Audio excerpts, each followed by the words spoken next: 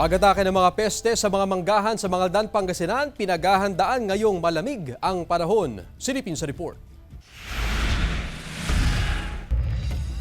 Maaga pa lang, abala na si Herman sa pag-i-spray ng pestisidyo sa kanyang mga pananim na mangga. Nasa flowering stage na kasi ang mga puno ng mangga at madali raw masira ang mga ito. Paghahanda na rin niya ito sa posibleng pag-atake ng mga peste sa kanyang mga pananim. October, nasalanta, kukunting nakokong mangga. Logi pa. Ito na naman, ini-spray na naman, panibago na naman to. Ayon sa Municipal Agriculture Office ng Mangaldan, wala pa raw silang naitatalang pag-atake ng mga peste sa mga manggahan sa bayan. Ay, wala naman pong reported so far yung mga growers po natin.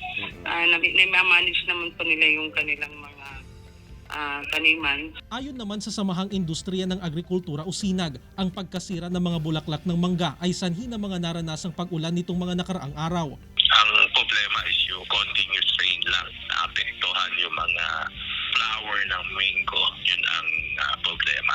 Hindi naman daw maaapektuhan ang magiging anihan ng mangga sa Pangasinan sa darating na buwan ng Marso at Abril.